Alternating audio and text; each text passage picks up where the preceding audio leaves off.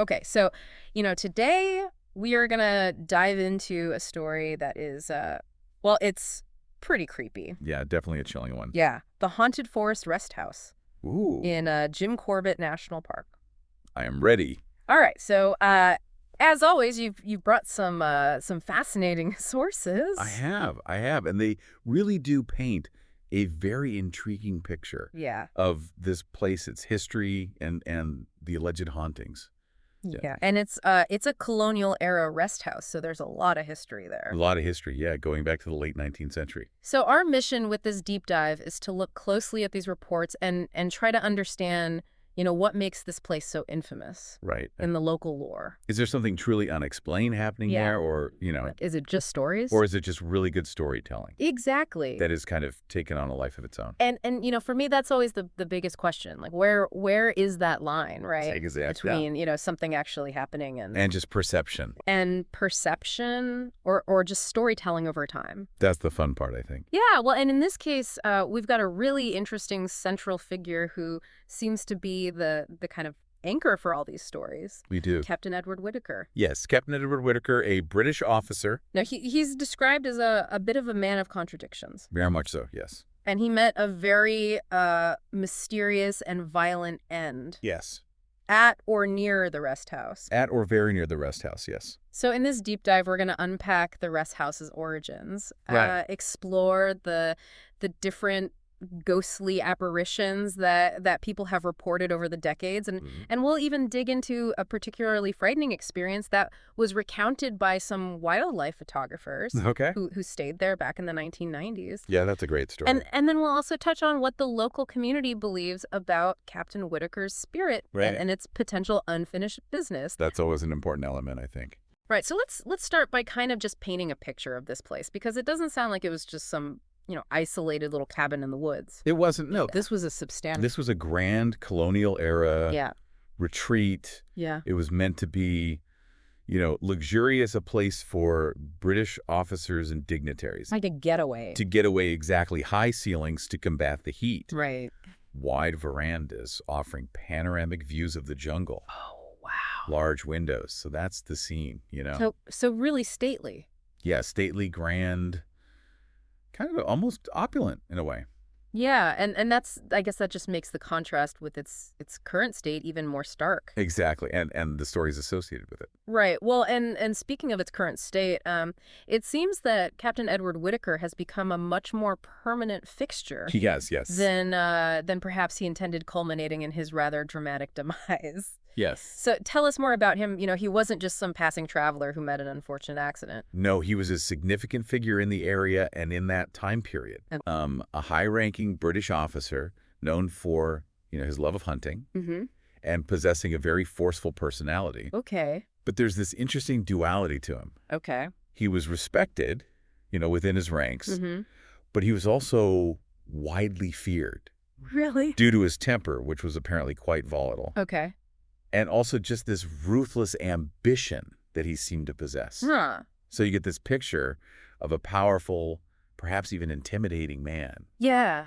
And what's really important for our story Right. is that he developed this strong desire Okay. to hunt a particular Bengal tiger during one of his days at the rest house. So it sounds like this wasn't just sort of like a casual hunting trip. No, it became an obsession. He was really after this one specific. Just one magnificent creature, yes. Wow. So this pursuit tragically is where the mystery begins. It is, yes. Because the sources indicate that his death is far from a straightforward account. Far from straightforward. So what are the main theories surrounding what actually happened to him? Well, the primary theories are quite different from each other. Okay. The first one is that he was killed by the tiger, Oh, wow. the very tiger he was hunting. So kind of a grim irony there. A very grim irony, yes. Yeah. But the second theory is much darker, Okay. and it suggests the possibility of betrayal Oh, wow. by his own men. Betrayal by his own men. Okay, there are whispers, Mm-hmm. hints Okay. that they had grown resentful of his leadership, Okay. perhaps because of his temper or his ambition. Goodness. And the sources really emphasize that we don't know. Right. The exact details of his death remain a mystery. That's so interesting. It's unknown. Yeah. And of course, that fuels a lot of the speculation Right. and the eerie atmosphere that surrounds the rest house. Well, yeah, it's like an unsolved mystery. Exactly. Right in the middle of this. In the middle of this grand place. This jungle setting. Yes. And you know, one detail that really stuck out to me in the sources was that when they discovered his body, his face was frozen in an expression of absolute terror. Yes. That detail really captures the imagination. Yeah, it does. It suggests something truly horrifying happened. Yeah, it does. It makes you wonder what he saw in those final moments. What did he see? Right, and what happened. Right. I mean, if it was the tiger, you know, how did it all play out? Exactly. Was it a quick death? Was it, Right. a prolonged struggle? Yeah, and if it was his men, like, what exactly transpired? And why, what led to that point Right. of such extreme betrayal? And it makes me wonder, those reports of footsteps in the night, Yes, the footsteps. could those somehow be linked to, his last movements? Maybe he was running It's possible. Yeah. or trying to escape? Maybe those are the echoes of his final moments. Yeah, that's what's so eerie about it. Yeah, it really is a chilling thought. So it's this violent and unresolved end that the local community seems to connect to all these strange events It is, yes. that have happened later. That's right. They believe that because his death was so sudden, Mm-hmm. possibly unjust, and just filled with this palpable terror, Right. that his spirit can't find peace. Okay. It's as if he's tethered to that place Wow. where it all ended so abruptly. It's like unfinished business. Exactly, unfinished business. Yeah. And, this idea of a spirit being unable to move on Okay. because of a traumatic death is very common Yeah. in folklore across many cultures. It's like a universal. It's a universal fear almost. Yeah. This idea that we can be held back Mm-hmm. by something from our past, By our trauma. by trauma. Yeah. And that really, I guess, lays the groundwork for, all of these ghostly apparitions It does, yes. that have been reported over the years. It sets the stage. So let's talk about the alleged hauntings themselves. Okay. Right. Because the rest house has a pretty significant reputation. It does. It's not just like, oh, this place is a little bit spooky. It's really regarded as one of the most haunted locations in the whole national park. That's the reputation it has built up over the years. And what's interesting to me is that the reports that we have aren't just like vague feelings of unease. Right. They involve very specific details. Very specific sensory details. So one of the most frequent ones that pops up is the footsteps in the night. The footsteps, yeah, classic ghost story element. What details stand out to you about those accounts? Well, it's the specificity of it. Oh, okay.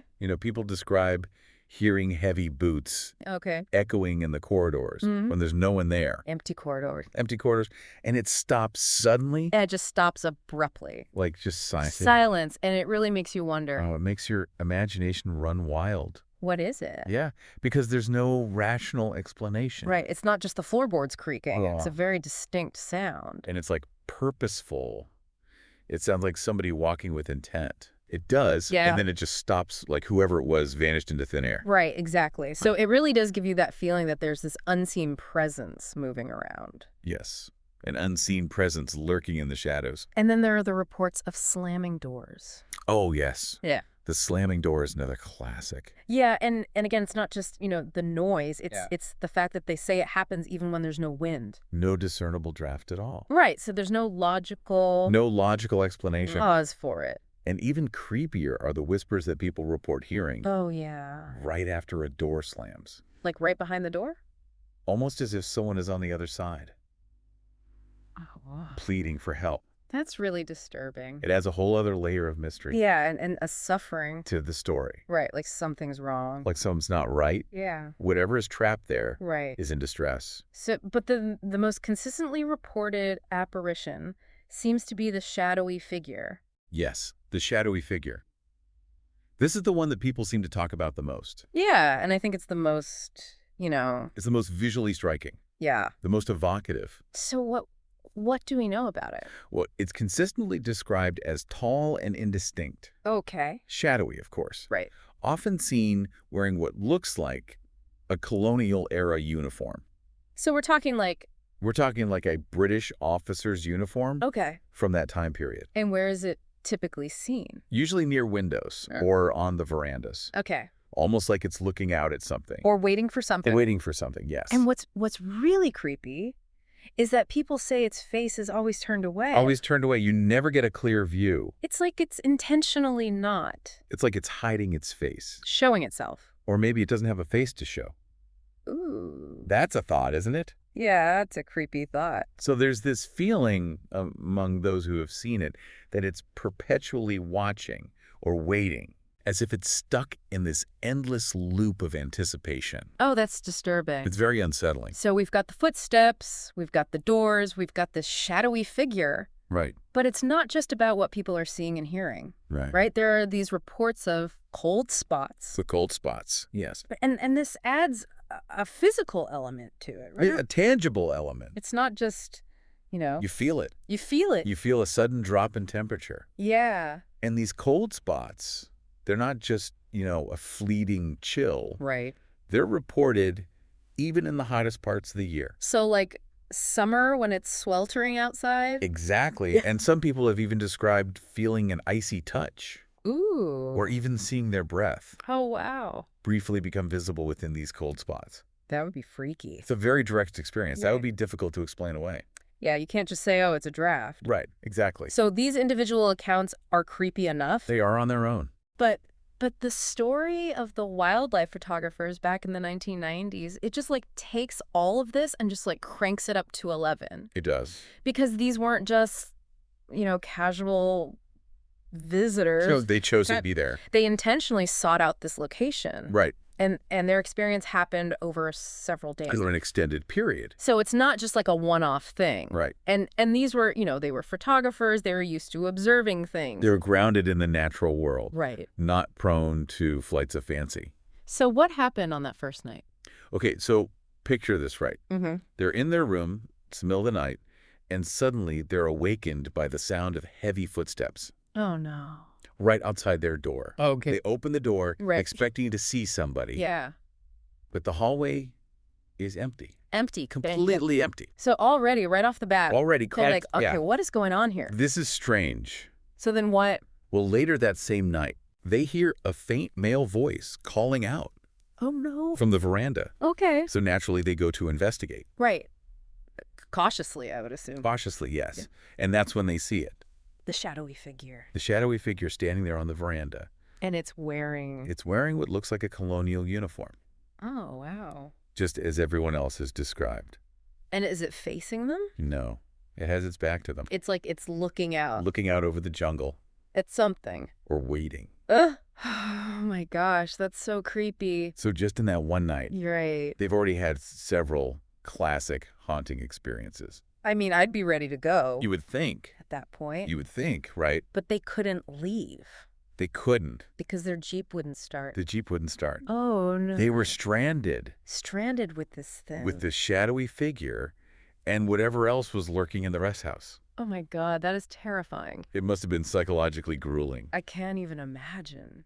knowing that you had to spend another night in that place. So the second night. The second night, things escalated Okay. significantly. So what happened? Well, they reported hearing doors slamming all throughout the night, Just like randomly. randomly slammed. On one after the other. And they also heard furniture being moved around Oh, no. inside the rest house. But they're the only ones there. They should be the only ones there. This is terrifying. And then, to make things even worse, they started hearing the sound of someone weeping, Oh, my God. like a mournful, sorrowful weeping coming from somewhere within the rest house.